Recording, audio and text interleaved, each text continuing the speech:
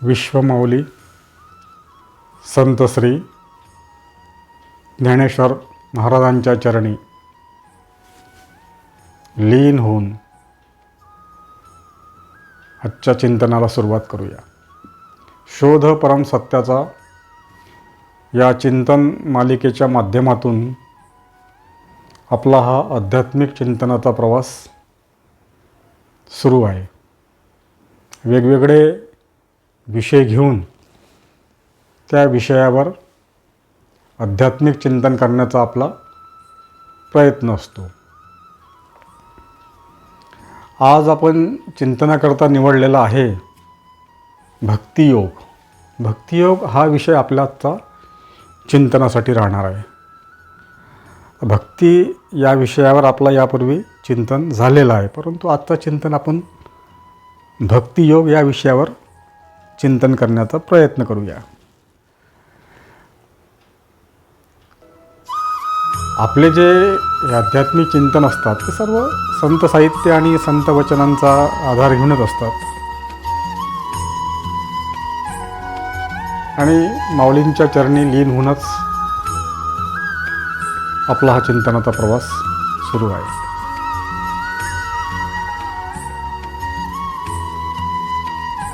नेहमीप्रमाणे चिंतनाच्या सुरुवातीला त्या चिंतनाचा जो विषय असतो त्या विषयाचा शाब्दिक अर्थ शोधण्याचा आपला प्रयत्न असतो आणि त्यानंतर सविस्तर असं आपलं चिंतन सुरू राहणार आहे. तर सुरुवातीला भक्तियोग म्हणजे काय शाब्दिक अर्थ शोधण्याचा आपण प्रयत्न करूया. भक्तियोग, योग म्हणजे जुळणे आणि भक्ती म्हणजे ते ईश्वर तत्वाबद्दल अनन्य भाव, संपूर्ण समर्पण भाव, संपूर्ण शरणागती. हा जो शरणागतीचा भाव असतो त्यालाच भक्ती म्हटलं आहे. आणि भक्ती म्हणजे विभक्त नसणे, एकरूपता, म्हणजे त्या ईश्वर तत्वाशी एकरूप होणे, त्याला भक्ती म्हटलेलं आहे. आणि योग म्हणजे जुळणे, ते भक्तीच्या माध्यमातून जुळणे, ते ईश्वर तत्वाशी जुळणे, म्हणजे अनन्य भावातून त्या ईश्वर तत्वाशी एकरूप होणे म्हणजेच भक्तियोग. असा एकंदरीत एक शाब्दिक अर्थ अभिप्रेत आहे. आता आपला पुढचा जो चिंतन प्रवास आहे हा विश्लेषणात्मक आणि सविस्तर असं आध्यात्मिक चिंतन करण्याचा आपण प्रयत्न करूया. सुरुवातीला आपण बघितलं की भक्तियोग म्हणजे काय. भक्ती म्हणजे विभक्त नसणे, म्हणजे ते ईश्वर तत्वाशी एकरूप होणे, त्या ईश्वराबद्दल समर्पण भाव, संपूर्ण शरणागती, म्हणजे तो आणि मी एकच आहे, अन्य नाहीच, अनन्य भाव म्हणतो त्याला. अनन्य म्हणजे अन्य नाही, अन्य नाही असा जो भाव प्रगट होतो जीवनामध्ये त्यालाच भक्तीचं प्रगटीकरण असं म्हटलं गेलं. आणि भक्ती ही केवळ ईश्वर तत्वाशीच होऊ शकते, हा एक विषय महत्त्वाचा आहे. भक्ती अन्य कुठेही होऊ शकत नाही, कारण की भक्तीचं जे प्रगटीकरण असतं ते केवळ आणि केवळ त्या ईश्वर तत्वाच्या स्वरूपाशीच होऊ शकते, ईश्वर तत्वाशीच होऊ शकते.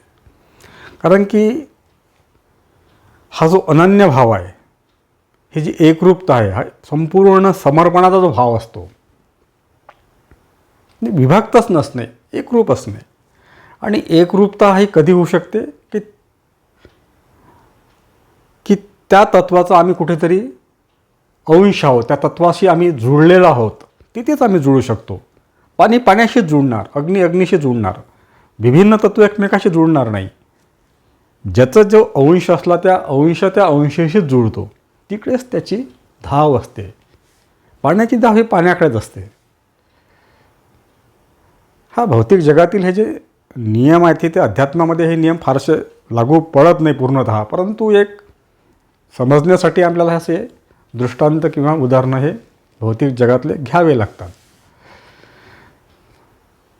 कारण की त्याशिवाय आम्हाला समजण्याचा दुसरा कोणता मार्गच नाही आहे. भौतिक जगात आम्ही जीवन जगत असताना आम्हाला या भौतिक जगातल्याच्या उदाहरणाच्या माध्यमातूनच आम्हाला ते आध्यात्मिक तत्त्व, ते ईश्वर तत्त्व जे निर्गुण आणि निराकार आहे त्याला कोणत्याच गुणात ते बद्ध नाही, कोणत्या आकारात बद्ध नाही आणि ते सर्वव्यापक आहे.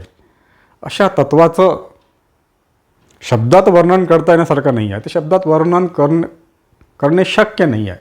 शब्दाच्या पलीकडील तत्त्व आहे ते. इथले भौतिक जगातले कोणतेही नियम त्या ईश्वर तत्त्वाला लागू होत नाही. कारण की भौतिकता आणि ईश्वरत्व हे दोन्ही विभिन्न आहे. पूर्णतः विरोधाभास आहे याच्यामध्ये. जिथे ईश्वर तत्त्व नसतं तिथेच भौतिकता असते आणि जिथे भौतिकता आहे तिथे ईश्वर तत्त्वाचं तत्त्व नसतं. वास्तविक भौतिकता आणि ईश्वर तत्त्व हे एकच आहेत. ईश्वर तत्त्वाच्याच माध्यमातून हे भौतिक जगत निर्माण झालेलं आहे. त्याचं स्वरूप आहे. भौतिक जगत ही त्याचंच प्रतिबिंब आहे ईश्वराचंच, त्या ईश्वर तत्त्वाचं आहे एकच, परंतु भिन्नता आहे त्याच्यामध्ये. भौतिक जगामध्ये भिन्नता आहे आणि ईश्वर तत्त्व हे एक रूप आहे, एक आहे. तिथे अनन्य नाही आहे, अन्य नाही आहे, अनन्य आहे. ते अन्यत्व नाही, तिथे एकच आहे ते तत्त्व. संपूर्ण विश्वामध्ये केवळ ते एकच तत्त्व व्याप्त आहे, ते ईश्वर तत्त्व. ते एकच सत्य आहे संपूर्ण विश्वातलं. दुसरं अन्य सत्यच नाही, दुसरं अन्य कशाचंही अस्तित्वच नाही. कारण की ते सर्वव्यापक आहे. ते अनादी अनंत आहे. त्याला आधी नाही आणि अंतही नाही. ते अविनाशी आहे, त्याचा नाश नाही आणि ते निर्गुण निराकार आहे. कोणत्या आकारात ते बद्ध नाही, कोणत्या गुणात बद्ध नाही आणि ते नित्य आहे, ते शाश्वत आहे आणि ते सर्वव्यापक तत्व आहे ईश्वर तत्व. कुठे नाही असं ते ठिकाणच नाही, सर्वत्र तेच व्याप्त आहे आणि ते परिपूर्ण आहे. पूर्णत्व आहे त्याला, अपूर्णत्व नाही आहे. जे आहे ते पूर्णत्व आहे त्याला आणि ते स्वयंसिद्ध आहे. कोणी निर्माण केलेलं नाही आहे, ते स्वयंसिद्ध आहे. कुठली ती निर्मिती आणि नाश नाही त्याला आणि ते सतचित आनंद स्वरूप आहे. तिथे सत्य आहे ते विश्वातलं, चैतन्य आहे आणि आनंद स्वरूप आहे. आता हे आनंद चैतन्य हे गुण झाले, परंतु ह्या भौतिक जगातले शब्दप्रयोग आम्हाला ते तत्त्व समजून सांगण्यासाठी करावे लागतात. नाईलाज असतो, तर दुसरा पर्याय नाही आमच्याजवळ. ते वास्तविक ते ईश्वर तत्त्व ही एक स्थिती आहे. ती स्थिती आम्हाला, त्या स्थितीत आम्हाला पोहोचायचं आहे. तो अनुभव आम्हाला घ्यायचा आहे, तो आत्मानुभव आहे आणि त्या स्थितीत गेल्याशिवाय ते तत्त्व समजणारच नाही. ईश्वर म्हणजे काय, ईश्वर तत्त्व कसं आहे, ते स्थिती प्राप्त झाल्याशिवाय आम्हाला ते कळणार नाही. आम्हाला ती स्थितीत जावं लागेल. त्या ईश्वर तत्त्व हे ईश्वरमय झाल्याशिवाय समजणारच नाही. जेव्हा आम्ही ईश्वरमय होऊ त्याच वेळेस आम्हाला त्या ईश्वर तत्त्वाचा बोध होईल. काय आहे ते ईश्वर तत्त्व आणि ईश्वर तत्त्वापर्यंत पोहोचण्याचा मार्ग आहे भक्तीचा मार्ग. भक्तीशिवाय ईश्वर तत्त्व प्राप्त होत नाही. वास्तविक ईश्वर तत्त्व हे आमचंच स्वरूप आहे. ईश्वर तत्त्वाचं आम्ही स्वरूप आहोत. त्याचेच आम्ही अंश आहोत. त्याच्यापासून विलग झाल्यामुळे आम्हाला अंश हा शब्द वापरावा लागतो.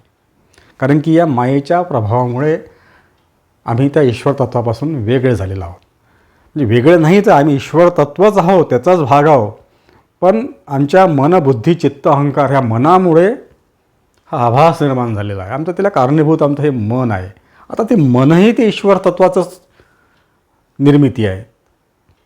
हे सगळं ईश्वरमयच आहे. ह्या जगात ईश्वराशिवाय अन्य कशाचंही अस्तित्व नाही. ते जे काही आहे ते संपूर्ण ईश्वरमय आहे.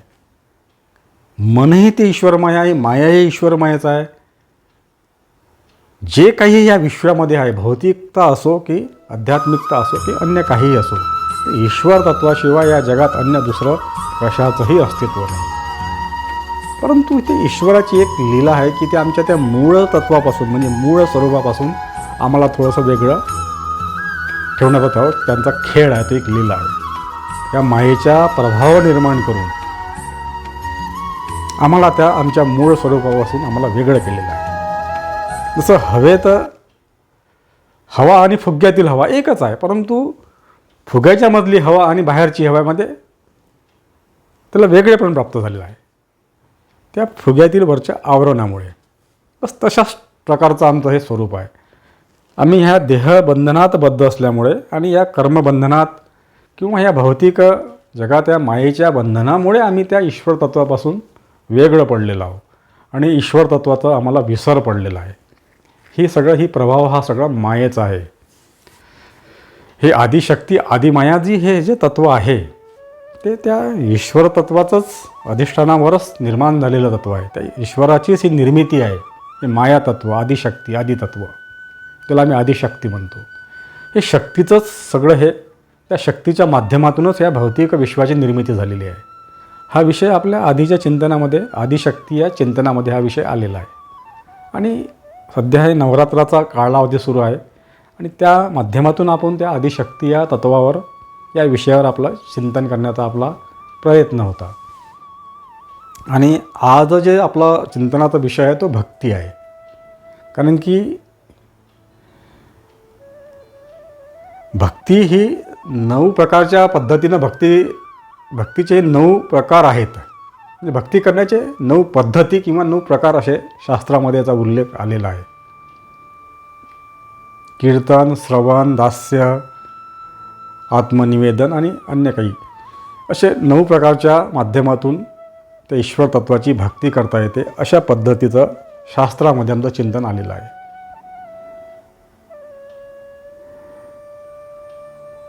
भक्तीचे अनेक प्रकार आहेत. 9 प्रकार हे मुख्य झाले. अनेक माध्यमातून आम्हाला भक्ती करता येऊ शकते. ईश्वर तत्वापर्यंत पोहोचण्याचे मार्ग वेगवेगळे आहेत. जेवढे व्यक्ती तेवढ्या प्रवृत्ती, जेवढे या जगामध्ये व्यक्ती आहेत तेवढे त्याचे मार्ग आहेत. प्रत्येकाचं स्वतंत्र अस्तित्व आहे या जगामध्ये. प्रत्येक व्यक्ती स्वतंत्र आहे, स्वतंत्र विचारसरणी आहे त्याची. कारण की ही जी व्यवस्था आहे नीतीच्या व्यवस्थामध्ये प्रत्येक व्यक्तीचं, ती व्यक्ती त्या व्यक्तीसारखीच आहे. त्याच्यासारखी दुसरी व्यक्ती दिसणारच नाही. यापूर्वीही असं कोणी झालं नाही आणि भविष्यातही कोणी होणार नाही. अशा पद्धतीचं हे नीतीची व्यवस्था आहे. जे काही ह्या विश्वामध्ये आहे ते एकमेव आहे. अन्य तसं दुसरं तुम्हाला आढळणारच नाही. काहीही असो, ते भौतिक निर्जीव वस्तू असो की सजीव वस्तू असो, काहीही असो, सजीव असो की निर्जीव असो, जे एकदा आहे ते त्यासारखंच आहे. मातीतला सूक्ष्म कणसुद्धा त्या सूक्ष्म कणासारखाच आहे. त्याच्यासारखा दुसरा सूक्ष्म कण तुम्हाला दिसणारच नाही. त्याची जे जडणघडण आहे ती त्याच्यासारखी आहे. अशा प्रकारचं हे परिच्छिन्नता आहे ह्या भौतिक जगामध्ये. जे आहे ह्या भौतिक जगातलं ते त्याच्यासारखं आहे, त्याला तसं दुसरं नाही आहे. म्हणजे प्रत्येक तत्व इथलं भिन्न भिन्न आहे. इथे भिन्नता आहे, भेद आहे. इथे सारखेपणा नाही आहे. भौतिक जगामध्ये समत्व नाही आहे, समानता नाही आहे इथे. आणि म्हणून भेद आहे, म्हणून इथे भय आहे, वेगळेपणा आहे. माझ्यासारखा मीच आहे इथे, तुमच्यासारखे तुम्हीच आहे. संपूर्ण विश्वात जे काही आहे ते त्याच्याच सारखं आहे. दुसरा त्याच्यासारखं कोणी राहणार नाही. आणि यापूर्वीही कसं कोणी निर्माण झाला नाही आणि भविष्यातही कोणी निर्माण होणार नाही. ही नियतीची तशी व्यवस्थाच तशी आहे. कारण की इथे नित्य परिवर्तन सुरू आहे. नित्य नूतन म्हटलेलं आहे. भौतिक जगत हे नित्य नूतन आहे. सातत्याने इथं परिवर्तन चालू आहे. क्षणातला सूक्ष्म भागापर्यंत जरी तुम्ही विचार केला तरी सातत्याने ते परिवर्तन सुरू आहे. इथे सारखं काहीच राहत नाही. आता या क्षणाला जी स्थिती आहे ती पुढच्या क्षणाच्या, त्या क्षणाला तुम्ही लाखही भाग केले, करोडो भाग केले किंवा सातत्याने आता लाखो करोडो भाग केल्यानंतरही इथे जो सूक्ष्म असा कालावधी उरतो तिथेही ते तसं परिवर्तन घडत राहतं. म्हणजे नित्य नूतन म्हटलं याला. सातत्याने परिवर्तन सुरू आहे. आता जे स्थिती आहे ती लगेच ती दुसरी क्षणाची स्थिती कुठेतरी बदलत राहणार. ती स्थिती निर्जीव वस्तूची असो की सजीवची असो.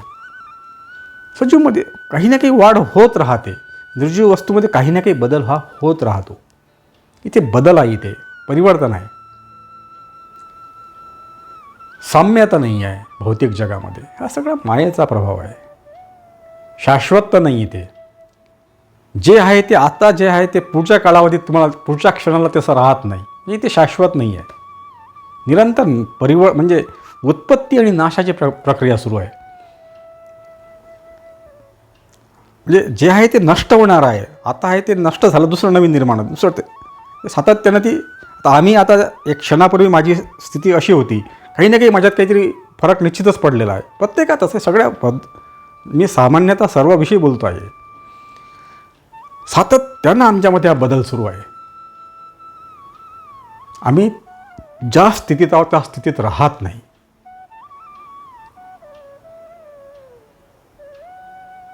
आणि इथे निर्मिती आणि नाश आहे भौतिक जगामध्ये. निर्माण झाले की त्याचा नाश निश्चित आहे. म्हणजे आम्हाला मृत्यू हा निश्चित झालेला आहे.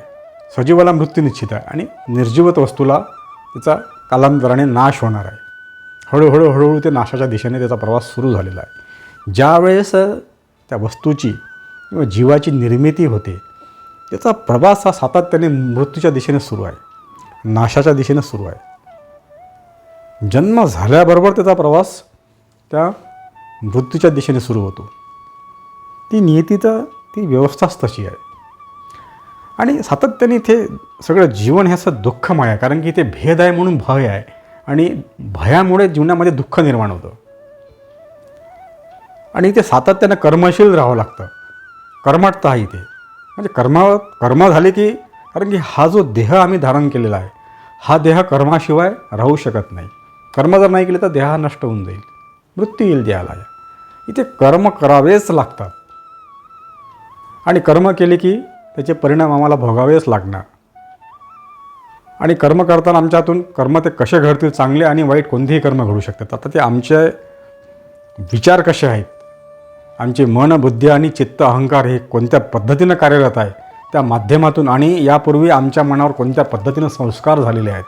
अनेक जन्मोजन्मी झालेले जे संस्कार असतात मनावर, मन, विकार, वासनेच्या माध्यमातून आमच्या जीवनामध्ये जे काही संस्कार होतात त्या माध्यमातून आमचा हा जीवन प्रवास सुरू असतो.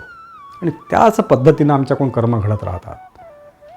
आणि कर्म घडले की तिचे फळ भोगणे आले, आणि फळ हे भोगताना सुख आणि दुःखाच्या माध्यमातून भोगावे लागतात. आणि कर्मही सुद्धा पाप पुण्याच्या माध्यमातूनच कर्म घडत राहतात. एक तर चांगले कर्म घडतील किंवा वाईट कर्म घडतील, ते आता आमच्या मनस्थितीवर अवलंबून आहे. ते आमची मनाची रचना कशी आहे, मनावर कोणत्या पद्धतीनं संस्कार झालेले आहेत, पूर्वजन्मीचं संचित काय आहे, आमचं काय प्रारब्ध घेऊन आम्ही जन्माला आलो, ते प्रारब्ध आणि आताच्या ज्या जन्मातील आमचे संस्कार किंवा आमचे विचार आणि ज्या आम्ही वातावरणात राहतो, अशा पद्धतीनं हे आमचं सगळं हे जीवनाचा प्रवास सुरू आहे. आणि त्याच पद्धतीनं आमच्याकडून ते कर्म घडत राहतात. आणि कर्म घडत असताना ते कर्म हे एकतर पापकर्म घडतात किंवा पुण्यकर्म घडतात. परपीडा ते पाप आणि परोपकार ते पुण्य, हा विषय आपल्या मागील अनेक चिंतनामध्ये आलेला आहे. परंतु वारंवार त्या ओघामध्ये त्या विषयाच्या अनुषंगानं तो विषय जो रिपीट करावा लागतो, त्याची पुनरावृत्ती करावी लागते.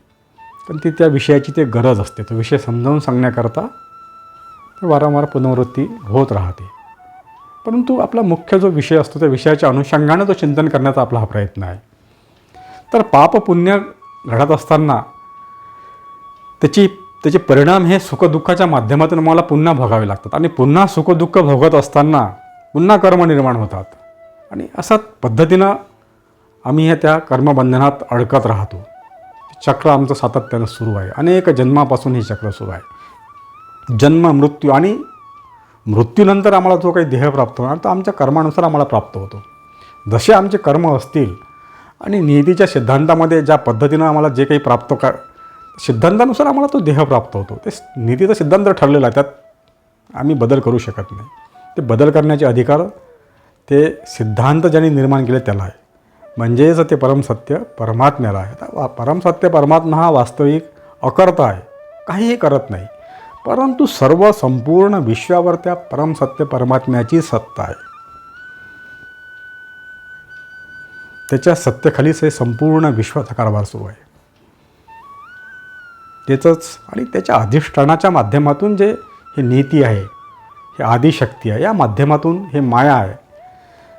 आणि या माध्यमातूनच हा सगळं हा सिद्धांत जो ठरलेला आहे त्या सिद्धांतानुसारच आमचं हे सगळं विश्वाचा हा कारभार सुरू आहे. आणि त्या कर्मसिद्धांतानुसार जे काही आम्ही कर्म असेल त्या कर्माच्या सिद्धांतानुसार आम्हाला जे काही परिणाम भोगायचे असतात ते ठरलेले आहेत. कोणत्या कर्मानुसार कोणते परिणाम आम्हाला भोगावे लागणार, त्याच पद्धतीनं आमचं हे जीवन कार्य सुरू असतं. अनेक जन्मापासून आम्ही त्याच पद्धतीनं आमचं हे जीवन कार्य सुरू आहे. आणि भौतिक ह्या जीवनामध्ये दुःखाचंच प्रमाण जास्त आहे. अतिशय जन्म आणि मरण तर ते अतिशय दुःखदायक स्थिती म्हटलेलं आहे त्याला. जन्माचा प्रसंग आणि मृत्यूचा प्रसंग अतिशय दुःखदायक, आणि जीवन जगताना पण अतिशय असं दुःखदायक आणि वेदनादायक असं आमचं जीवन असतं. जे सुखही येतं आमच्या जीवनामध्ये, ते सुखही त्या दुःखाचाच एक प्रकार असतो. कारण की सुख आहे म्हणजे पुढं दुःख आहे. सुख दुःख हे ऊन सावलीप्रमाणे असतं. आता जरी सुख वाटत असेल तरी त्या सुखानं दुःख हे ठरलेलंच असतं. निरंतर सुख राहू शकत नाही. नीतीच्या सिद्धांतामध्ये ते बसत नाही. निरंतर सुख नाही राहू शकत. तिथे सुख आलं की दुःख आलं. सुख तुम्ही भोगत असाल तर निश्चित ते सुखाचा कालावधी संपला की दुःख येणारच. कारण सुख दुःख हे पाप पुण्यानुसार येत असतं. आणि असं बँकेतलं जसं आमचं एक बॅलन्स असतं पैशाचं, ते बॅलन्स संपलं की आम्हाला निर्धनता प्राप्त होते. तसंच आहे, पुण्याचं बॅलन्स संपलं की तुमच्या जीवनातलं सुख नाहीसं होते आणि पुन्हा तुम्हाला दुःखमय जीवन जगावं लागतं. आणि पुन्हा मग त्यावेळेस ते पुण्यकर्म अजून तुम्ही करत राहाल तर पुन्हा तुमच्या जीवनामध्ये सुख येईल. आणि ते त्या कालावधीनंतर कधी कसा पद्धतीने यायचं हे आम्ही कोणीही समजून जाणू शकत नाही. ते सगळं काही त्या नीतीच्या सिद्धांतानुसार ह्या घटना घडत असतात. ती प्रकृती, ती माया, ती आदिशक्ती ह्या सगळ्या माध्यमातून हा सर्व कारभार सुरू आहे. संपूर्ण आमच्या जीवनावर जे नियंत्रण आहे त्या परमसत्य परमात्म्याचं नियंत्रण आहे. त्या नियंत्रणाच्या माध्यमातून हा सगळा कारभार सुरू आहे. आणि मायेच्या प्रभावामध्ये आम्ही जीवन जगतो त्यावेळेस हे सगळे सिद्धांतच आम्हाला सिद्धांतानुसारच आमचं हे जीवन कार्य सुरू असतं. आणि तो सिद्धांत कोणालाही मोडता येत नाही किंवा ते समजून घेण्याची कोणतीही व्यवस्था नाही. ते आम्हाला त्याच्याच अधीन राहून त्या म्हणजे प्रवाहात वाहत जाणे आहे. हे भवसागर जो आहे त्यात वाहत जाणे, आम्हाला त्या प्रवाहात वाहत जाणे आहे. ही नदी आहे, ही भवरूपी घटांगड्या खात वाहत जाणे आणि शेवटी त्या मृत्यूच्या खाईत आम्हाला ते नेऊन सोडणार. असा हा प्रवाह आहे जीवनाचा. अत्यंत कष्टदायक आणि दुःखदायक असं हे जीवन आहे, भौतिक जीवन. आणि याच जीवनातून अशा ह्या बंधनातून मुक्त होण्यासाठी भक्तीचा मार्ग सांगितलेला आहे संतांनी. मुक्त होता येते, पण त्यासाठी जीवनामध्ये भक्ती प्रगट होणं महत्त्वाचं आहे. आणि आजच्या आपल्या चिंतनाचा तोच विषय आहे, भक्तियोग. ज्यावेळेस भक्तियोग जीवनामध्ये साधला जातो त्यावेळेस आम्हाला त्या आमच्या परमसत्य परमात्म्याच्या स्वरूपाची ओळख व्हायला सुरुवात होते. आणि मग हळूहळू आम्ही त्या मायेच्या प्रभावातून मुक्त व्हायला लागतो. आणि इथून मग आम्ही जीवनमुक्त होतो. जीवनमुक्त म्हणजे काय? जीवनातून मुक्त. कोणत्याच प्रकारचं जीवन त्याला प्राप्त होत नाही. त्याचं जीवन संपून जातं. सध्या आमचं हे सातत्याने हे जीवन सुरू आहे. आम्हाला मृत्यू जरी येतो पण मृत्यूनंतरसुद्धा आमचं जीवन असतं. जीवन हे आमचं संपत नाही जोपर्यंत आम्ही या मायेच्या प्रभावाखाली आहोत. ईश्वर तत्वापासून आम्ही लांब आहोत. ईश्वर तत्वाचा आम्हाला बोध झालेला नाही. त्याला ईश्वर तत्वाचा विसर जोपर्यंत आमच्या जीवनामध्ये आहे, त्याचा विसर आहे म्हणजेच आमचं जीवन कार्य हे सुरू असतं. कोणत्या ना कोणत्या माध्यमातून आमचा जीवन प्रवास सुरू असतो. आजचा आम्हाला हा मनुष्य जीवन आहे. याच्या पुढलं जीवन कदाचित आम्हाला पशुचं असेल, पक्षाचं असू शकतं, कीटकाचं असेल, प्राण्याचं असेल. कोणतं जीवन आम्हाला जगावं लागेल त्याबद्दल आम्ही पूर्णतः अनभिज्ञ आहोत. ते आमच्या कर्मानुसार आम्हाला ते जीवन प्राप्त होत असतं. हाच नीतीचा सिद्धांत आहे. त्या परमसत्य परमात्म्यापासून आम्ही दूर गेलो किंवा त्याचा आम्हाला विसर पडला की आम्ही या प्रवाहात अडकतो. मग या मायेच्या प्रभावामध्ये आम्ही जीवन जगतो. पण त्याचा विसर न पडू देणे याचसाठी भक्ती आहे. आणि या भक्तीच्याच माध्यमातून आम्हाला ह्या दुःखमय चक्रातून मुक्त होण्याचा तो एकच मार्ग आहे, भक्तीचा मार्ग. आणि तो अतिशय सोपा आणि सहज सरळ असा मार्ग संतांनी आम्हाला सांगितलेला आहे. संत मंडळीचे आमच्यावर अनंत उपकार आहेत. त्यांनी अतिशय स्वतः त्यांनी ते तत्त्व प्राप्त केलं होतं. ते परमसत्य तत्त्व त्याचा बोध त्यांना झालेला होता. स्वतः ते परमसत्य परमात्मा स्वरूपच होते किंवा स्वतः ते ईश्वरच होते असं म्हणायला हरकत नाही. कारण की ईश्वराला आम्ही ज्यावेळेस ईश्वराची भेट होते त्यावेळेस त्या ईश्वरामध्ये आणि आमच्यामध्ये फरकच नाही आहे. तो स्वतः ते ईश्वर रूपच होतात. जो ईश्वराला भेटायला गेला तो ईश्वर रूपच होतो. तो तो अन्य ईश्वर त्याला अन्य नाही ठेवत, त्याच्यापासून वेगळा नाही ठेवत. आपणासारखे करेती तात्काळ, स्वतःसारखाच करतो तो ईश्वर स्वतःपासून भक्ताला असा वेगळा ठेवत नाही. त्याला ते ईश्वर रूपच प्राप्त होते. स्वतः तो ईश्वर रूप आहेच, काही वेगळं नाही आहे ईश्वरापासून. तो विसर पडलेला आहे. एकदा का तो बोध झाला की ते विश्वरूपच आहे. ईश्वरतत्व हे सर्वव्यापक आहे. तो नाही असं कोणतं ठिकाणच नाही आहे. परंतु आम्ही स्वतःला त्याच्यापासून वेगळं समजतो आणि या भौतिक जगाला सत्य समजतो. म्हणून आम्हाला त्या ईश्वर तत्वाचा विसर पडलेला आहे, बाकी काही नाही. भक्तीच्या माध्यमातून आम्हाला त्या ईश्वर तत्वाचा बोध होतो. हे निश्चितच संतांनी सांगितलेल्या जर मार्गाने आमचा जीवन प्रवास सुरू असेल तर निश्चितपणे आमच्या जीवनामध्ये भक्तीचं प्रकटीकरण होतं आणि भक्तीच्या माध्यमातून आम्हाला आमच्याच सत्य स्वरूपाचा म्हणजेच त्या ईश्वर तत्वाचा बोध निश्चित होतो. संतवचन हे कधीच खोटे होऊ शकत नाही. त्यांचा प्रत्येक शब्द हा सत्य असतो, कारण की स्वतः ते सत्य स्वरूप असतात. ते परमसत्य परमात्म्याचं स्वरूप असतात, म्हणजे स्वतः ते परमात्माच असतात. आणि त्यांच्या मुखातून निघालेलं जे वचन आहे ते सत्यच असतं. ते जे म्हणेल तेच होतं, नसल होत तरी होतं. म्हणून हे नियतीची जी सिद्धांत आहे सगळे बदलण्याचे अधिकार त्या ईश्वर तत्वाला आहे. त्याच्या नियंत्रणामध्ये आम्ही संपूर्ण हे विश्व आहे.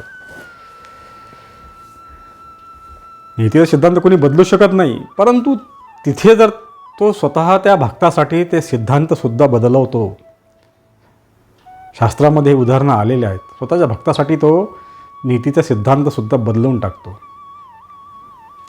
एवढी त्याला भक्ताबद्दल त्याला इतकी प्रेम असतं, त्याला आत्मीयता असते. स्वतःपेक्षा त्याला भक्त प्रिय असतो परमेश्वराला. म्हणून भक्तीच्या मार्गानेच जीवनाचा उद्धार आहे. मनोमार्गे गेला तो तेथे मुकला, हरिपाठी स्थिरावला तोची धन्य. आम्ही आमच्या मनाप्रमाणे जर जीवन जगत असू तर आमचं मन आम्हाला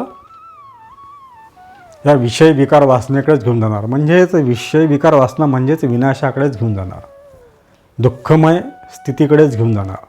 ती परमस्थिती आम्हाला प्राप्तच होणार नाही. त्याचा आम्हाला निश्चितपणे ते आमच्यापासून अधिक लांब होत जाईल.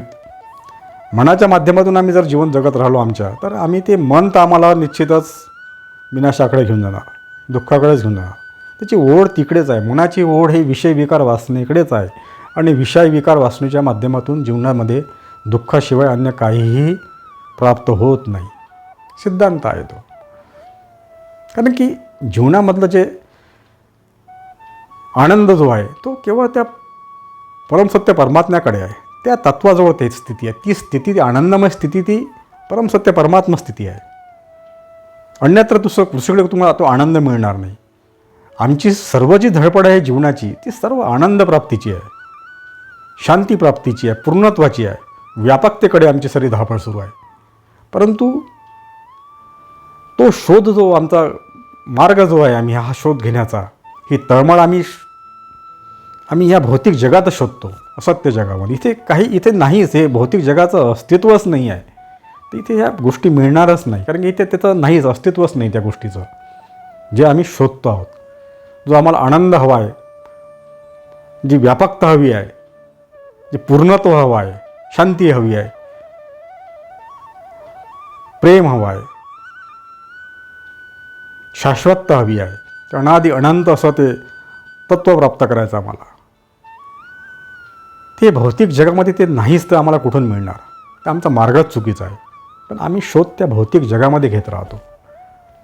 अनेक प्रकारच्या आम्ही भौतिक जगातल्या सुखसुविधा मिळवण्याचा प्रयत्न करतो. त्या सुविधा मिळाल्यानंतर माझ्या जीवनामध्ये मला आनंद प्राप्त होईल. परंतु इथे आनंद नाहीच. इथे सातत्यानं आम्ही अधिक दुःखमय चक्रात अडकत राहतो. इथे इच्छेला अंत नाही. एक इच्छा पूर्ण झाली भौतिक जगातली की दुसरी इच्छा निर्माण होते. इथे तृप्ती नाही आहे, तृष्णाच आहे. इथे तृप्ती कधी होणारच नाही. इच्छेला अंतच नाही आहे. सातत्याने आमची तृप्ती इथे वाढत राहणार. एक इच्छा पूर्ण झाली की दुसरी पूर्ण होणार, दुसरी निर्माण होणार आणि ती पूर्ण केली की, आणि अशी जन्मभर आमची धावपळ सुरू असते की हे प्राप्त केल्यानंतर मला आनंद प्राप्त होईल. मला जे काही प्राप्त करायचं आहे, म्हणजे जे आमची आंतरिक जे तळमळ आहे जे प्राप्त करण्याची, अंतर्मनातून जे आंतरिक असते ते तळमळ, तर आंतरिक तळमळ आम्ही इथे शोधण्याचा प्रयत्न करतो. ते नाहीच आहे इथे. ते आंतरिक तळमळ ती आमच्या अंतर्मनातच आहे.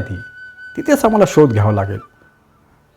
नांदतो देव हा आपुल्या अंतरी, माझ्यातच मीच ईश्वर आहे, हा बोध जोपर्यंत होणार नाही, ईश्वर तत्व असं काही बाहेर भटकल्याने मिळणार नाही आहे, कुठे बाहेर गेलं नाही आहे. ईश्वर तत्व असं बाहेर नाही आहे, बाह्य जगात नाही आहे. ते सर्वव्यापक आहे, म्हणजे ते माझ्यातही आहे. ते नाही असं कोणतं ठिकाणच नाही. भौतिक जगत हा पूर्ण आभास आहे.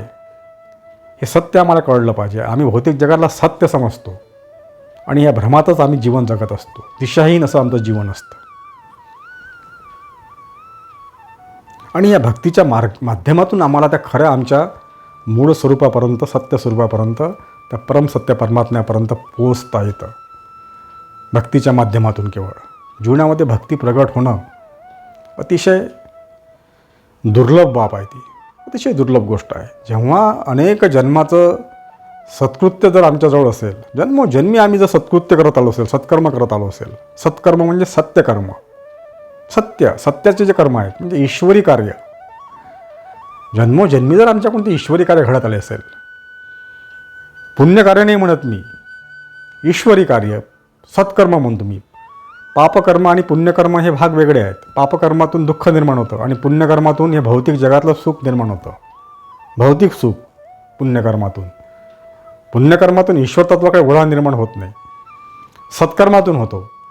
आणि सत्कर्म ही अनेक पुण्यकर्माचं प्रचंड असा साठा तयार झाल्यानंतरच सत्कर्माविषयी आवड निर्माण होत असते. आणि असं प्रचंड सत्कर्म निर्माण झाल्यानंतर जन्मोजन्मीचं सत्कर्मानंतर आम्हाला कुठेतरी त्या ईश्वर तत्वाबद्दल ओढ निर्माण होते. एवढं तितकं दुर्लभ आहे ते. भक्तीचं जीवनात प्रकटीकरण होणं अतिशय दुर्लभ आहे. केवळ तो मार्ग मिळतो. बहुत सुकृतांची जोडी म्हणूनही विठ्ठले आवडी. म्हणजे अनेक जन्माचं सत्कृत्य जर आमच्याजवळ असेल तरच ते ईश्वर तत्वाची आवड निर्माण होते. इतकं महात्म्य आहे त्या भक्तीचं. पुण्यकर्माच्या माध्यमातून आमच्या जीवनामध्ये सुखसुविधा निर्माण होतील, काही काळापुरत्यात येईल. पण सत्कर्म असे आहेत का सत्कर्म हे आम्हाला त्या परम सत्याकडे घेऊन जाणारे असतात. त्याला सत्यकर्म म्हटलं आहे. सत्कर्म म्हणजे सत्यकर्म, ईश्वरी कर्म. काहीतरी आमच्याकडून ते ईश्वरी कार्य जर घडत असेल, ईश्वरी चिंतन घडत असेल, सत्संगती घडली असेल, जन्मी जर आम्ही त्या आमच्याकडून ते सत्कर्म घडत आले असतील तरच आम्हाला कुठेतरी त्या ईश्वर तत्वाबद्दल असं ओढ निर्माण होते. जायचं दूर झालं, केवळ ओढ की त्या ईश्वर तत्वाकडे गेलं पाहिजे. ईश्वर तत्व आम्हाला आवडायला सुरुवात होतो, केवळ आवडायला. जाणं दूर त्या ईश्वर तत्वाकडे, तो प्रवास करणं हा लांबची गोष्ट आहे. पण ओढ निर्माण होते. पण ओढ एक वेळ झाली की साहजिकच कधी ना कधी आम्ही तिकडे आम्ही जाणार. त्या दिशेने आमचा प्रवास निश्चित सुरू होतो.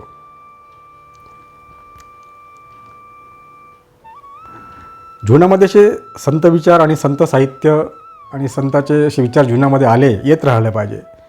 त्यामुळेच जीवनामध्ये भक्तीचं प्रगटीकरण होणं सोपं जातं. तेच. आणि संत विचार संत साहित्य जीवनामध्ये येण्यासाठी हे सत्कर्म आमच्याजवळ जन्मजन्मीचे सत्कर्म असेल तरच ते येतात. आणि आल्यानंतरही ते आम्हाला त्याची आवड वाटणं, त्या दिशेनं जावंसं वाटणं हे महत्त्वाचं आहे. नाहीतर बाहेर अमृताचा वर्षाव सुरू आहे आणि आम्ही दारा खिडक्या लावून घरात जर बसतो, आम्हाला नको वाटतो तो वर्षाव, तर त्याला कोणी काही करू शकणार नाही. ते आमचं दुर्भाग्य असतं. अमृताचा वर्षाव होत असताना आम्ही दारा खिडक्या लावून घरात बसणं,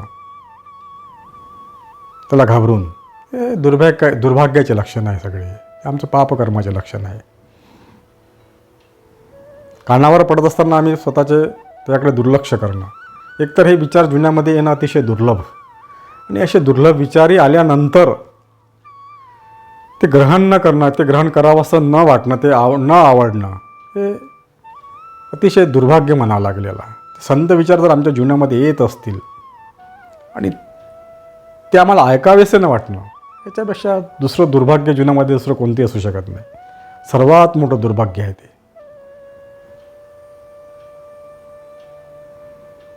म्हणजे एक अशी त्या माध्यमातून तुम्हाला एक थोडंसं छोटीशी कथा सांगण्याचा प्रयत्न करीन की एका व्यक्तीच्या तो तिथे त्याचा तो झोपण्याची त्याची जागा होती, त्याचा पलंग होता. त्या पलंगाच्या खाली हिऱ्याचा फार मोठा साठा होता. पूर्वी ते सगळं जे हिरे जवाहर सोना नाणं जे असते ते लोक जमिनीत पुरून ठेवायचे आणि वरून काहीतरी मग त्याच्यावरून काहीतरी टाकायचं आणि खाली जमिनीत पुरून त्याच्यावर त्यांचं आपलं नित्यनैमित्तिक कर्म सुरू राहायचे. घराच्या मध्येच कुठेतरी घट्टा खोदून ते पुरवायचे आणि वरून कोणाला ते दिसत पण नव्हतं, कारण की हे चोरांची वगैरे खूप भीती होती त्या काळात. बँका नव्हत्या आणि असं काही ते ठेवण्याचं काही साधन नव्हतं आतासारखं. तर हे घर त्यांनी विकत घेतलं दुसऱ्याकडून आणि त्या घरात हा हिरे जवाहऱ्यांचा फार मोठा साठा होता आणि त्याच साठ्यावर तो व्यक्ती झोपायचा. त्याची जी खाट होती ती, तो पलंग होता ते किंवा खाट पलंग, त्याच्यावर तो झोपायचा रोज. आणि अतिशय त्याची स्थिती दयनीय होती, प्रचंड दयनीय स्थिती त्याची. म्हणजे त्याला खाण्यापिण्याची सुद्धा त्याला उपवास पडायचे. त्याची ते धड त्याला 2 टाईम जेवायला पण मिळायचं नाही. आणि म्हणजे पहा आता कशी स्थिती आहे ती. घरात एवढा मोठा वैभव आहे का तो महालाच्या महाल उभारू शकला असता आणि प्रचंड असे स्वतःचं कुटुंबाचं ते पालनपोषण करून अनेक तो अन्नछत्र उघडू शकेल एवढं त्याच्यावर धनवैभव होतं त्याच्याच खाली, पलंगाच्या खाली. पण त्याला ते माहीत नव्हतं. याला म्हणतात दुर्भाग्य. तुझे आहे तुझं पासी आणि तू का भुल्लासी बाजारी, अशी एक काहीतरी कविता आहे. आपल्याच जवळ आहे परंतु आम्हाला ते माहीत नाही, त्याचा आम्ही शोध घेतला नाही.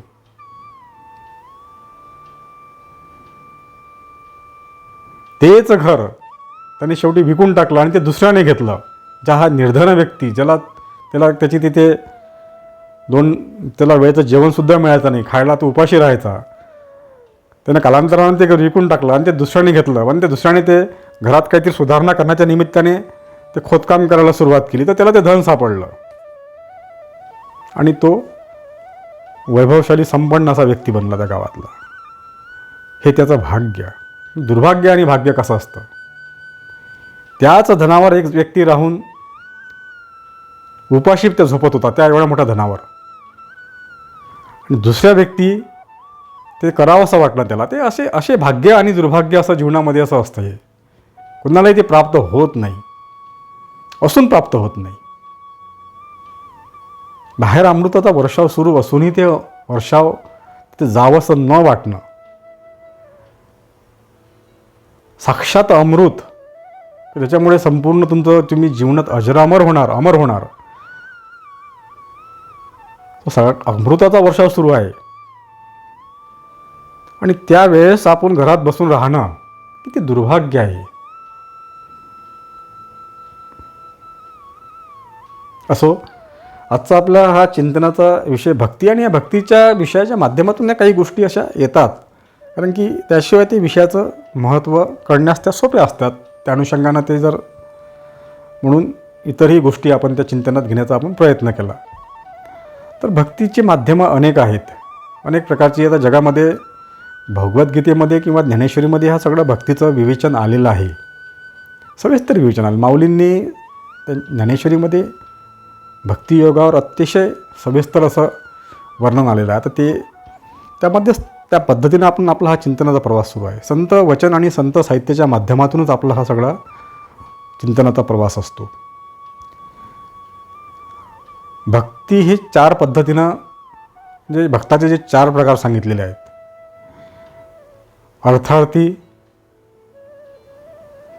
भक्त असतो एक, म्हणजे तो केवळ आर्थिक लाभासाठी तो भक्ती करतो ईश्वराची. त्याला आर्थिक लाभच हवा असतो. तो भक्तीच्या माध्यमातून भक्ती करतो, पण तो आर्थिक सुखसुविधा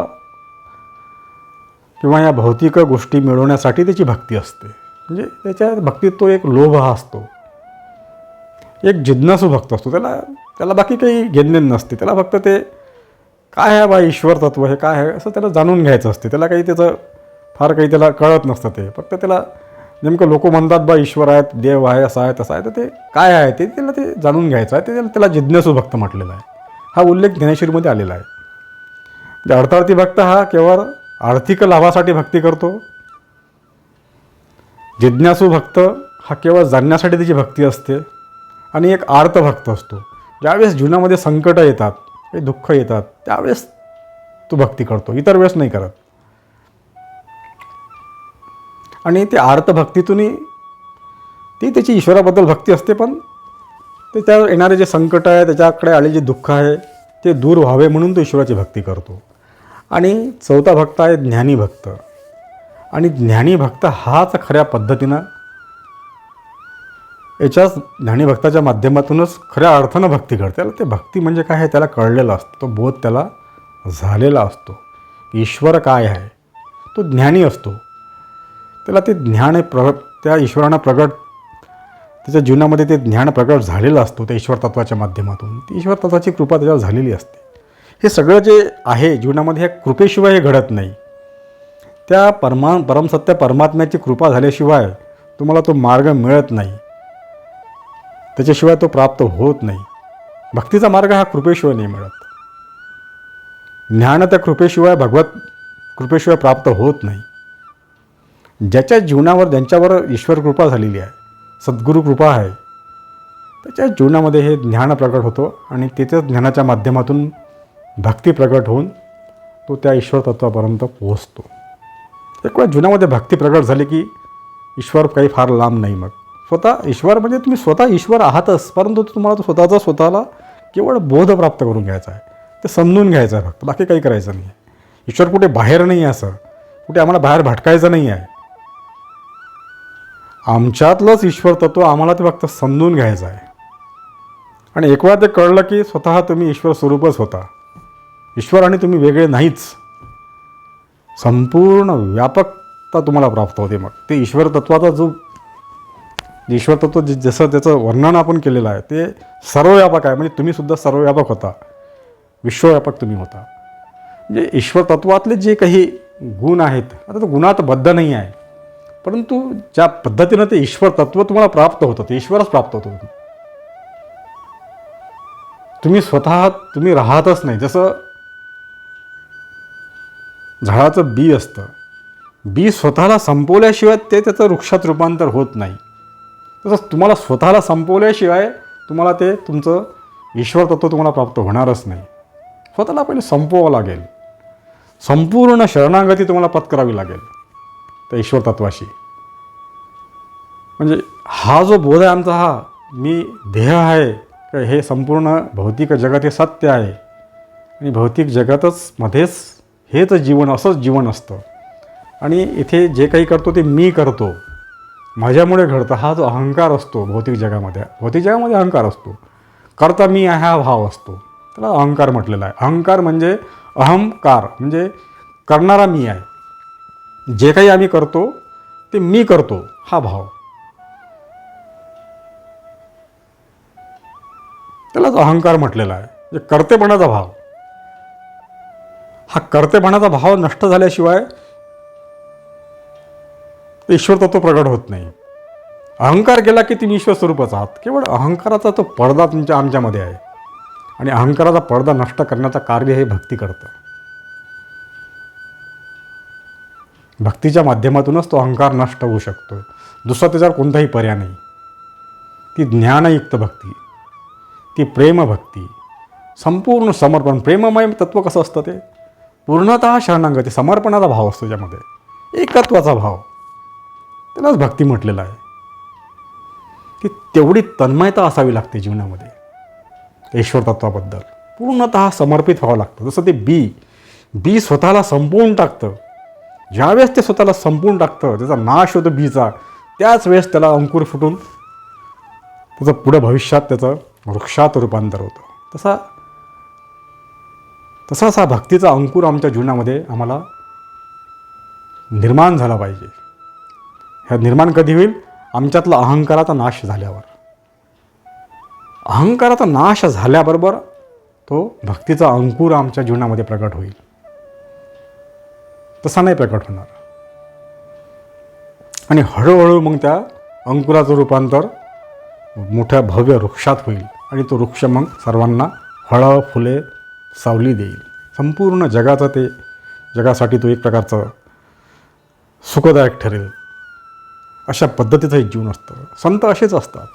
संत स्वतःला संपवून टाकतात. त्याच वेळेस त्यांच्या जीवनामध्ये ते भक्तीचं प्रकटीकरण, भक्तीचं अंकुराचं प्रकटीकरण होतं आणि मग भव्य वृक्षात त्यांचं रूपांतर होतं. आणि असा एक वृक्ष की तिथे शांत शीतल वृक्ष, त्या वृक्षाच्या छायेत बसल्यानंतर येणाऱ्या जाणाऱ्या वाटसरूंना ते शीतलता प्रदान करतं. ते शांती मिळते, समाधान मिळते, तृप्ती मिळते त्या छायेत. संत असेच असतात. संत हे त्यांचं जीवन हे परोपकारी असतं. आता उरलो परोपकारापुरता.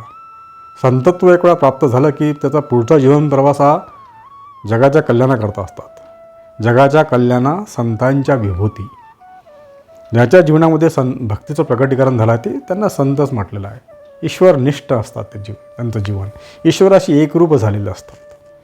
हीच ईश्वरनिष्ठ मंडळी सर्वांच्या जीवनात येऊ. माऊलींनी प्रसाधनामध्ये हा उल्लेख केलेला आहे संतांच्या आणि सामान्य जीवाच्या संबंधात. वर्षत सकळ मंगडी ईश्वरनिष्ठांची मांदी आडी अनवरत भूतडी भेटतू भूता. सर्व ह्या प्राणीमात्रांना भूतांना ते ईश्वरनिष्ठ मंडळीची भेट होत राहू, म्हणजे सर्वांच्या जीवनामध्ये भक्तीचं प्रकटीकरण होत राहील आणि त्या ईश्वर तत्त्वाचा त्यांना निश्चितपणे बोध होईल आणि ईश्वर तत्त्वच त्यांच्या जीवनामध्ये प्रगट होईल. त्या ईश्वर स्वरूप ते होतील. त्यांना त्या ईश्वर तत्त्वाची प्राप्ती होईल आणि ते प्राप्ती करण्याचं सर्वात सरळ आणि साधं साधन आहे संत मंडळीची भेट, संत विचार. संत जरी या काळात दुर्लभ असले तरी त्यांचे विचार आमच्याजवळ आहेत. संत विचार आहे, संतांचे ग्रंथ आमच्याजवळ आहे, त्यांचं साहित्य आहे. त्या माध्यमातून ते आमच्याचकडे आहे. संत हे साहित्याच्या माध्यमातून आहेत अजूनही आणि त्या माध्यमातूनच आम्हाला हा पुढचा जीवन प्रवास सुरू ठेवावा लागेल. तरच आमचा जीवनाचा उद्धार होईल, जीवनाचं कल्याण होईल. मानवी जीवनाचं कल्याण त्याच्यासाठीच आहे, त्यातच आहे. भक्तीविना उद्धार नाही कुणाचा. भक्तीशिवाय जीवनात उद्धारच नाही आहे, शक्य नाही आहे. ते राष्ट्रसंतांचं वचन आहे. सगळे संत वचन हे आमच्या कल्याणाकरताच असतात. भावेविन भक्ती, भक्तीविन मुक्ती बोलू नये. भक्तीशिवाय मुक्ती नाही आहे. हे दुःखातून मुक्ती भक्तीशिवाय होऊच शकत नाही. माऊलींचे हरिपाठातील ओवी आहे ती.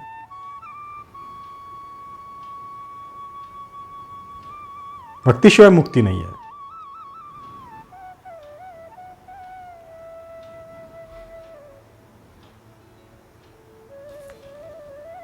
भक्तीचे अनेक प्रकार शास्त्रामध्ये आलेले आहेत. आम्हाला ज्या पद्धतीनं जशी काही जी आमच्याकडून आमच्या प्रकृतीनुसार जो काही प्रकार आम्हाला शक्य असेल त्या माध्यमातून आमच्या जीवनातून भक्ती हे घडत राहिली पाहिजे. त्या दिशेनं आमचा प्रयत्न सुरू असले पाहिजे. भक्ती करण्याचे निदान प्रयत्न आम्ही सुरू ठेवले पाहिजे. हळूहळू या जीवनातनी कधीतरी निश्चितपणे आम्हाला तो मार्ग मिळेल, ती भक्ती प्रगट होईल. पण ते तसे आमचे प्रयत्न असले पाहिजे. ईश्वराकडे जाताना त्या परमसत्य परमात्म्याजवळ ह्या क्षुल्लक गोष्टी कधीही मागू नये. आज आहे उद्या नष्ट होणार आहे. तर त्याकडे हे ईश्वरालाच मागितलं पाहिजे. तेव्हा तूच मला पाहिजे, ही आमची मागणी अशी असायला पाहिजे. आमची आराधना, आमची प्रार्थना या पद्धतीनं असायला पाहिजे. तेव्हा तू काही नको, तूच पाहिजे बस. असं भगवान कृष्णाला अर्जुनाने मागितलं होतं. तुझं सैन्य नको, तुझं काही नको मला, फक्त तू माझ्यासोबत राहा.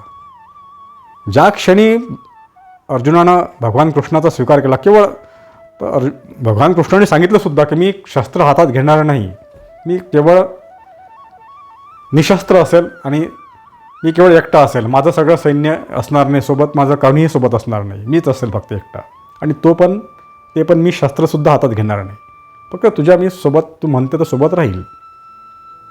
आणि शेवटी त्यांनी रथाचं सारथ्य करण्याचं त्यांनी एक कबूल केलं.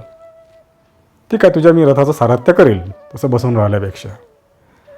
ज्या क्षणी अर्जुनाने हा निर्णय घेतला की देवा तू माझ्यासोबत राहा फक्त, आणि दुर्योधनानं संपूर्ण सैन्य, हत्तीदल, घोडदळ, रथाचं दल, सगळं असं जे काही वैभव आहे ते युद्धातलं सगळं भगवान कृष्णाकडे जे काही हे युद्धाचं जे हे होतं, सैन्य होतं आणि साधन सामुग्री होती, सगळी त्या दुर्योधनानं घेऊन टाकली. कारण की त्याला वाटलं की हे सगळे एवढं मोठं 11 अक्षौणी सैन्य आणि त्यासोबत इतर सगळं हा लवाजमा असल्यानंतर हा एकटा आणि तोही शस्त्र घेत नाही म्हणतो, काय करायचं याला घेऊन.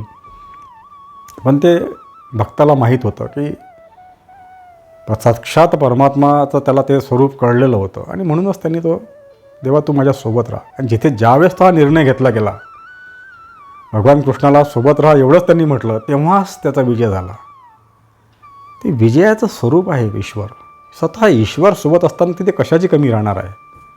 एवढं ज्ञान ज्याच्या जीवनात हा विवेक आहे, तिथेच आनंद आहे, सुख आहे. ते हा विवेक अर्जुनाकडे होता, तिच्याकडे भक्ती होती, ईश्वर तत्वाबद्दल त्याच्या मनात आस्था होती, श्रद्धा होती, ओढ होती, प्रेम होतं, भक्ती होती. त्यामुळेच त्यांनी त्या ईश्वर तत्वातलाच साक्षात ईश्वरालाच त्यांनी मागून घेतला आणि त्याचाच विजय झाला.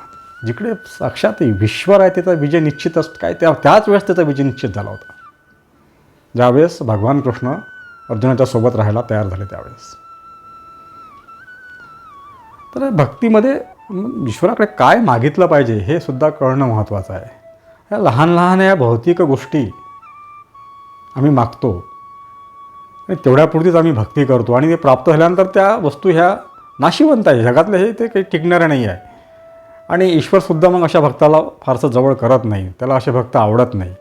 तो त्याचा ठीक आहे, तो भक्ताला ते देऊन टाकतो, भक्ती करतो, त्याचं भक्तीचं फळ त्याला मिळतं, पण त्याला नंतर तो सोडून देतो, त्याकडे लक्ष देत नाही. अशा भक्ताकडे तो खरा ज्ञानी भक्त असतो, तो खराच तो भगवंताला जो अनन्य भावाने शरण येतो, त्यासाठी तो काही करायला तयार असतो. त्याच्या मागे पुढे उभा राहे सांभाळीत. भक्ताच्या मागे पुढे तो उभा असतो, त्या प्रत्येक सुखदुःखात तो सोबत असतो. तर हे कर्मानुसार त्या भक्ताला सुखदुःख हे भोगावे लागतातच, प्रत्येकाला भोगावे लागतात. तो जरी भक्त आहे तरी ह्या कर्मसिद्धांत कोणाला सुटलेला नाही आहे. नीतीच्या सिद्धांतानुसार सगळं जीवनामध्ये त्या घटना त्याला भोगाव्याच घडणार असते आणि त्याला ते भोग भोगावे लागणार. त्याचे जे जुनं संचित कर्म असतं त्या पद्धतीनं त्याला ते भोग भोगावे लागतातच. परंतु ते भोगत असताना ईश्वर त्याला सहाय्य करीत असतो, त्यामुळे त्याचा परिणाम फारसा होत नाही, होऊ देत नाही तो भक्तावर. भक्ताला वारंवार तो सांभाळत असतो. भक्ताचं बरंचसं दुःख तो स्वतः भोगून घेतो आणि बरंचसं दुःख तो स्वतः नष्ट करतो. परमेश्वर जेवढं नष्ट करता येईल तेवढं करतो, कारण त्याला नियतीचं हे संतुलन पण बिघडू द्यायचं नसतं. आणि वेगानं तो दुःख ते भोगून घेतो भक्ताकडून. त्याला संपवायचं असतं, ते कर्मबंधनात त्याला मुक्त करायचं असतं. म्हणून ते जे जुने शिल्लक कर्म आहे त्याचे सगळे ते वेगाने भोगून घेतो. ते चक्र वेगाने फिरवतो तो कर्मचक्र त्या भक्तासाठी. म्हणूनच अनेक संतांच्या जीवनामध्ये दुःख जास्त दिसून येईल. कारण दुःखाचं प्रमाण जास्त असण्याचं कारण हे पण असू शकतं की संतांच्या जीवनामध्ये हे कर्मसिद्धांताचं चक्र हे वेगाने फिरतं. जे काही जुने जे कर्म असतात ते वेगानं भोगून घेतलं जाते. ईश्वराची ती लीला असते, ईश्वराची कृपा असते ती. आणि संतांनाही ते सुखदुःख भोगताना फारसा त्रास होत नाही. ते संतत्वाला जे कोणा माणूस पोहोचला, साक्षात तो ईश्वर होऊन जातो, त्याला या बाह्य जगाचा त्याच्यावर परिणामच होत नाही. या भौतिक जगाचा संतांच्या जीवनावर काहीही परिणाम होत नाही. ते याच्यात नसतातच. देह आहे, त्या देहाच्या माध्यमातून त्याला ते जे काही भोगायचे आहे ते त्याला भोगत असेल. देहाला तो स्वतः मी समजत नाही, त्याच्यात ती देहभावना नष्ट झालेली असते. आणि हे संपूर्ण भौतिक जगत हे असत्य आहेत हा बोध संतांना झालेला असतो. आणि स्वतःचं स्वरूप कळलेलं असतं की मी हा विश्वव्यापक आहे, सर्वव्यापक माझं तत्व आहे, अविनाशी आहे, अनादि अनंत तत्व आहे माझं, मी आनंद स्वरूप आहे. आणि हे भौतिक सगळं हे असत्य आहे. हा देह म्हणजे मी नव्हेच. हा देह केवळ मला काही दिवसापुरता मिळालेला आहे. आणि या देहाच्या माध्यमातून मला जे काही प्राप्त करायचं होतं ते मी केलेलं आहे. हा बोध संतांना झालेला असतो. कारण की या देहाच्या माध्यमातून तर मला ते प्राप्त करायचं आहे. हा देह त्यासाठीच निर्माण झालेला आहे. हे मनुष्य जीवन जे आम्हाला प्राप्त झालेलं आहे, हा देह जो प्राप्त झाला आहे, त्या देहाचा एकच उद्देश आहे. ते आम्हाला आमच्या मूळ सत्यस्वरूपाची आम्हाला प्राप्ती करून घ्यायची आहे. त्या ईश्वर तत्वाचीच प्राप्ती करायची आहे. सत्यस्वरूप म्हणजे ते ईश्वर स्वरूप. ते प्राप्ती करण्याकरता हे देह प्राप्त झालं आणि ह्या देहाच्या माध्यमातूनच ते प्राप्त करता येतं. अन्य देहाच्या माध्यमातून ते करता येत नाही. केवळ मनुष्य देहाच्या माध्यमातूनच ते ईश्वर तत्व प्राप्त करता येतं. नीतीचा तो सिद्धांतच तसा आहे. मानवी जीवन हे केवळ त्या ईश्वर प्राप्तीकरताच प्राप्त झालेलं आहे. दुसरं त्याचं कोणतंही कारण नाही. आणि आम्ही संपूर्ण हे जीवन हे भौतिक जगाच्या सुखसुविधेमध्ये आम्ही तल्लीन होऊन इथे संपूर्ण आयुष्य आम्ही संपवून टाकतो. आणि मग मृत्यूसमयी आम्हाला पश्चाताप होतो पश्चाताप. मृत्यूसमयी निश्चित पश्चाताप होतो. हे जीवन माझं व्यर्थ गेलं. अमूल्य असं मानवी जीवन परमेश्वराने मला दिलं आणि मी ते व्यर्थ गमावलं. हा मृत्यूसमयी बोध होतो असं म्हणतात. संतांचे वचन आहे तसे. म्हणून या देहातला या मानवी देह आणि मानवी जीवनातला प्रत्येक क्षण असा अत्यंत महत्त्वाचा आहे. प्रत्येक क्षणात आम्ही हा विचार आमच्या जीवनामध्ये असला पाहिजे. ते चिंतन ईश्वराचं क्षणोक्षणी घडत राहिलं पाहिजे. आम्हाला जीवन या भौतिक जगातच जगायचं आहे. ह्याच देहाच्या माध्यमातून आम्हाला जीवन जगायचं आहे. परंतु या देहाचा मुख्य उद्देश आमच्या नजरेसमोर नेहमी असला पाहिजे. काय आहे उद्देश या जीवनाचा? आणि त्या पद्धतीनं आमचं हे जीवन कार्य सुरू असलं पाहिजे. आम्हाला आमच्या त्या मूळ सत्यस्वरूपाचा बोध प्राप्त करून घ्यायचा आहे आणि आम्हाला ह्या दुःखमय चक्रातून मुक्त व्हायचं आहे. हा उद्देश आमच्या नजरेसमोर नेहमी असला पाहिजे. आणि त्याकरताच हे मला मानवी जीवन प्राप्त झालेलं आहे.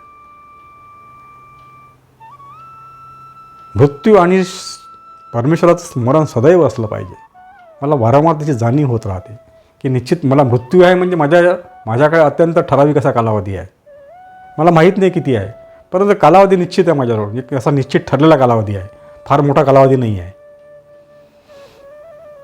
कुठेतरी संपणार आहे हा देह. म्हणजे माझ्याजवळ वेळ हा एक ठरलेला वेळ आहे आणि या ठरलेल्या वेळाचा बराचसा वेळ हा निघून गेलेला आहे. जो काही विशिष्ट मला कालावधी मिळालेला आहे या देहाच्या माध्यमातून, मानवी जीवनाच्या माध्यमातून, त्यातला बराचसा काळ असा निघून गेलेला आहे. आणि आता जो उर्वरित जो काळ आहे आता निघून गेल्यानंतर मला अजून तो बोध झालेला नाही आहे. मला काही माहिती नाही आहे ते ईश्वर तत्वाबद्दल. मग मला ते प्राप्त करायचं आहे. माझ्या जीवनाचा मला सार्थक करून घ्यायचा आहे. हे चिंतन घडत राहिलं पाहिजे. त्या दिशेनं आमचा प्रवास सुरू असला पाहिजे. आणि हे संत वचन, संत साहित्याच्या माध्यमातून हा प्रवास अधिक सुकर आणि जास्त सोयीचा होतो.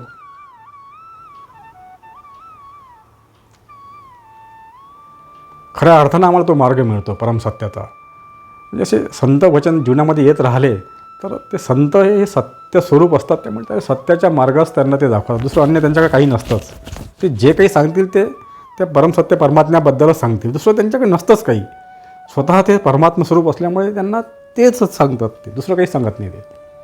आणि तोच त्यांचा योग्य मार्ग असतो. त्याच मार्गाने आम्हाला चालायचं आणि तेच सत्य आम्हाला प्राप्त करायचं आहे.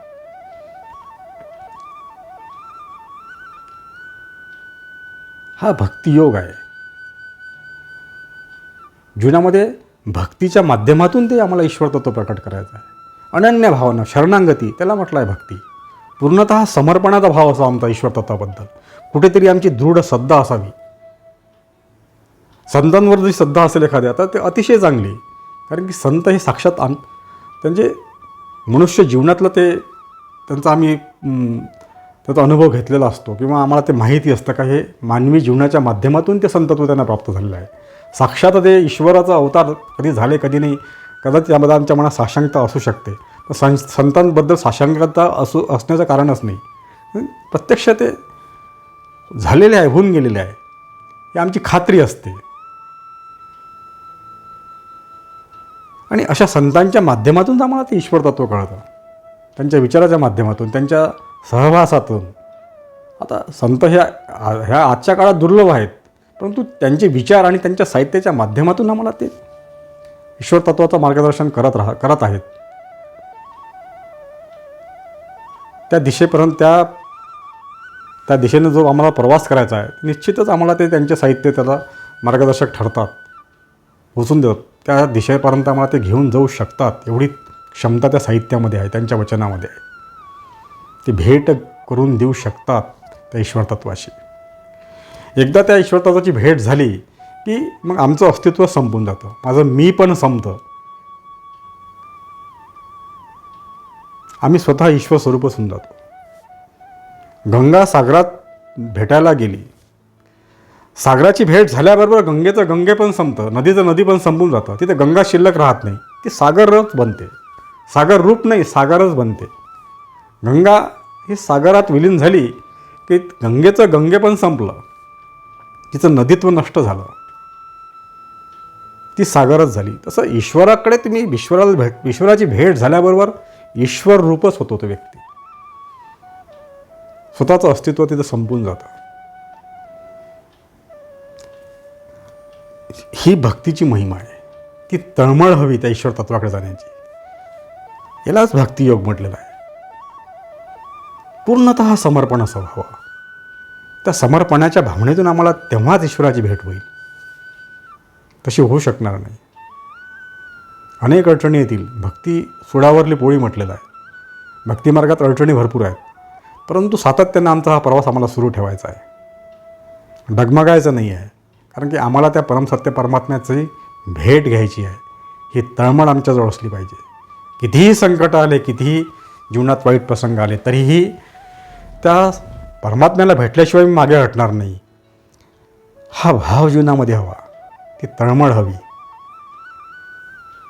तो समर्पण भाव हवा, ती शरणागती पाहिजे. स्वतःला संपून टाकावं लागेल आम्हाला, स्वतःचं अस्तित्व नष्ट करून टाकावं लागेल. त्यावेळेसच आम्हाला त्या ईश्वर तत्वाचा बोध होईल. त्यालाच भक्ती म्हटलं आहे. स्वतःला पूर्णतः संपवून टाकणे, तीच भक्ती. स्वतःचं अस्तित्व ज्यावेळेस आम्ही नष्ट करू त्याच वेळेस आपोआपच आमच्या जीवनामध्ये भक्ती प्रकट होईल. भक्ती प्रकट होण्यामध्ये कुठं बाहेर जायची गरज नाही आहे. अंधार नष्ट करण्यासाठी अंधाराविरुद्ध लढण्याची गरज नाही आहे. केवळ एक प्रकाशाचा दिवा लावा तुम्ही. एक दिवा लावल्याबरोबर अंधार आपोआपच नाहीसा होईल. प्रकाशाला की अंधाराचं अस्तित्व संपलं.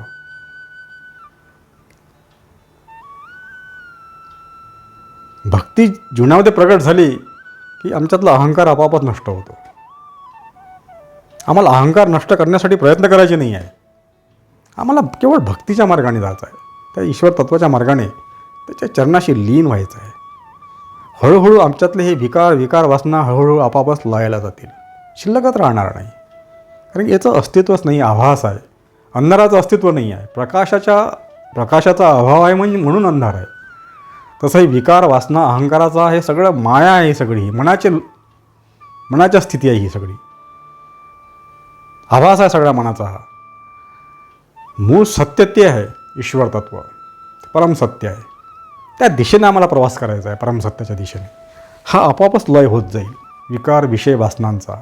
आणि एकदा का अहंकाराचा लय झाला की आम्ही ईश्वर स्वरूप झालो. करता मी अहंकार, कर्तेपणाचा जो भाव आहे आमच्यामध्ये, तो गेला की आम्ही ईश्वर स्वरूपच आहोत. करता हा ईश्वर आहे, तो अकर्ता आहे, परंतु त्याच्या माध्यमातून सगळं काही घडत आहे. ह्या संपूर्ण विश्वावर त्या परमसत्य परमात्म्याचीच अधिसत्ता आहे. त्याच्याच नियंत्रणाच्या माध्यमातून संपूर्ण विश्वाचा कारभार सुरू आहे. वास्तविक हे संपूर्ण जे विश्व आहे, दृश्य विश्व, याचं अस्तित्वच नाही. केवळ हा आभास आहे आमच्यासाठी. कारण की हे आमचं जे मन आहे त्या मनाच्या माध्यमातून आभास निर्माण झालेला आहे. हे आमच्या मनाच्या माध्यमातून हा आभास आहे. एक वेळा ते मन लयाला गेलं की आम्ही ईश्वर स्वरूपच आहोत. आणि मन लयाला जाते कुठे? तिथून ते मन निर्माण झालं करणारा आहे ईश्वर. आणि त्या परमसत्य परमात्म्याच्या ठिकाणीच ते ज्यावेळेस स्थिर होईल तिथेच त्याचा लय होतो. एक तर ते स्थिर झालं की लय होतो. कारण की मन हे सातत्यानं भटकत असतं, त्याला स्थिर राहत नाही. ते स्थिर तिथेच होतो त्या परमेश्वराच्या चरणाशी. त्याला तिथे घेऊन जातात. त्या मनाला त्या भक्तीची ओढ लावायची आहे. त्याला त्या भक्तीच्या मार्गाने त्या ईश्वर चरणाशी त्याला लीन करायचं आहे. आणि ते मनाचा लय झाला की ईश्वर तत्व आपापच प्रगट होतं. कारण की ते ईश्वर तत्व आमच्यामध्येच आहे. आम्ही ईश्वर स्वरूपच आहोत, परंतु आम्हाला त्याचा बोध नाही. जाणीव नाही आम्हाला त्याची. स्वतःची स्वतःला जाणीव नाही. मी कोण आहे हे आम्हाला माहीतच नाही. मी स्वतःच ईश्वर आहे, आम्ही स्वतः ईश्वरच आहोत, हा बोध प्राप्त होतो भक्तीमुळे. त्याला भक्तियोग म्हटलेला आहे. हा योग जुळून आला पाहिजे. भक्तीचा योग त्या ईश्वर तत्वाशी आम्हाला करायचा आहे. ईश्वर तत्व आणि भक्ती हा योग आम्हाला जोडून आणायचा आहे. तोच भक्तियोग होईल जेव्हा ती भक्ती ईश्वर तत्वाशी, कारण भक्ती ईश्वर तत्वाशी अन्य कशाची होऊ शकत नाही. एकरूपता ही ईश्वर तत्वाशीच होऊ शकते, कारण की एक सत्य एकच जगामध्ये ते आहे. तिथेच समर्पणाचा भाव निर्माण होऊ शकतो, कारण की आंतरिक तळमळ आमची तीच आहे. तळमळ ही भक्तीचीच आहे आमची, तेच प्राप्त करण्याची आहे. परंतु या मायेच्या प्रभावामुळे आम्हाला तिकडे त्याचा विसर पडलेला आहे. आणि ते मन जे आहे आमचं, हे मन जे मायेच्या प्रभावात जे भटकणारं मन आहे सैरभैर, त्या मनाला आम्हाला त्या भक्तीच्या माध्यमातून त्या ईश्वर तत्वाकडे घेऊन जायचं आहे. मन लागोरे लागोरे प्रभुचरणी, त्या ईश्वर तत्वाच्या चरणापाशी त्याला घेऊन जायचं आहे. तिथेच ते स्थिर होईल. आणि एकदा काय ते मन स्थिर झालं की त्याचा आपोआपच लय होतो. त्यालाच भक्तियोग म्हटलेला आहे. ते मन भक्तीच्या माध्यमातून ते ईश्वर तत्वाकडे आम्हाला येत आहे. भक्ती ही मनाच्या माध्यमातूनच घडते. भक्ती त्या मनाला फक्त ते वळण द्यायचं आहे भक्तीचं. जे इतरत्र भटणारं विषय विकार वासनेत भटकणारं जे मन आहे, त्या मनाला त्या भक्ती मार्गाची ओढ लावायची आहे. त्या ईश्वर तत्वाशी लीन व्हायचं आहे. तो पूर्णतः समर्पणाचा भाव तिथे निर्माण करायचा आहे मनामध्ये. पूर्णतः शरणांगतीचा भाव, अनन्य भाव, तू मी आणि अन्य नाहीच हा भाव, अनन्यत्व आलं की तिथे एकत्व आलं, एक रस्ता आली. आणि तिथे ते एक रस्ता आली की ते स्थिर होतं मन तिथे, आणि तिथेच त्याचा लय होऊन जातो. आणि एकदा का मन लय झालं की संपूर्ण ह्या भौतिक जगाचा लय होतो, मायेचा लय होतो, सुखदुःखाचा संपूर्ण आभास हा लयाला जातो. आणि जीवनामध्ये ते परमसत्य परमात्मा तत्वाचं प्रगटीकरण होतं, आपापच होतं. तोच भक्तियोग. त्या भक्तियोगाच्या माध्यमातूनच ते ईश्वर तत्व प्राप्त होतं. सर्वांच्या जीवनामध्ये त्या भक्तियोग घडो, जीवनामध्ये भक्तीचं प्रगटीकरण हो, हीच माऊली चरणी प्रार्थना. आजचा आपला चिंतनाचा विषय होता भक्तियोग. आता इथे ह्या माऊलींची आज्ञा घेऊन इथे चिंतनाला विराम देऊया. या चिंतनाच्या माध्यमातून जे काही दिव्य जीवन कल्याणकारक विचार प्रकट झाले असतील ते निश्चितच माऊलींचे विचार आहेत. आणि जे काही चुकीचं प्रकट झालं असेल ते माझ्या बुद्धीचे दोष आहेत, त्याकडे दुर्लक्ष करावं आणि मला क्षमा करावी. आणि माऊलींचे जे विचार आहेत ते आपण ग्रहण करून आपला जीवन प्रवास त्या दिशेने सुरू ठेवावा. जय जय रामकृष्ण हरी.